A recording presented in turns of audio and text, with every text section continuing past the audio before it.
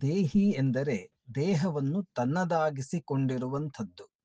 ಅದು ದೇಹವನ್ನು ತನ್ನ ನೆಲೆಯನ್ನಾಗಿ ಮಾಡಿಕೊಂಡಿರುತ್ತದೆ. ದೇಹದ ಮೂಲಕ ಅದು ಪ್ರಪಂಚವನ್ನು ಅನುಭವಿಸುತ್ತದೆ. ದೇಹವು ದೇಹಿಯ ಸಾಧನ ಅಂದರೆ ಉಪಕರಣವಾಗುತ್ತದೆ. ಕಣ್ಣು ದೇಹದ ಒಂದು ಅಂಗ.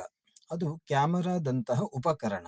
ಅದು ರೂಪಗಳನ್ನು ಗ್ರಹಿಸುತ್ತದೆ. ಅಂದರೆ ಕಣ್ಣು ತಾನಾಗಿಯೇ ಹಾಗೂ ತನಗಾಗಿಯೇ ರೂಪಗಳನ್ನು ಗ್ರಹಿಸುವುದಿಲ್ಲ.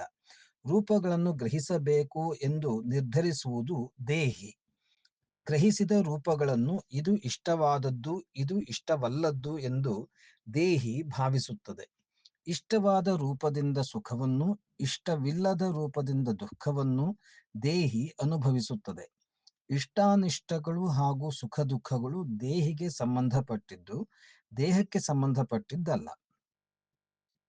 ದೇಹ ಪಂಚಭೂತಗಳಿಂದ ಆಗಿದೆ, ಆದರೆ ದೇಹಿ ಪಂಚಭೂತಗಳಿಂದ ಆಗಿರುವುದಲ್ಲ.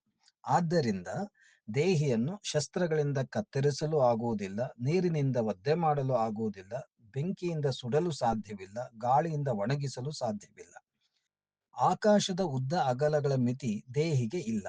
ಆದ್ದರಿಂದ ಅದು ಎಲ್ಲ ಕಡೆಯೂ ವ್ಯಾಪಕವಾಗಿ ಇರುತ್ತದೆ. ಎಲ್ಲ ಕಡೆ ಇರುವುದರಿಂದಲೇ ಅದು ಚಲಿಸುವ ಪ್ರಶ್ನೆಯೇ ಇಲ್ಲ. ದೇಹಿಯು ಕಾಲದ ಮಿತಿಗಳಿಗೂ ಒಳಪಟ್ಟಿಲ್ಲ. ಆದ್ದರಿಂದ ದೇಹಿ ಶಾಶ್ವತ, ಸನಾತನ.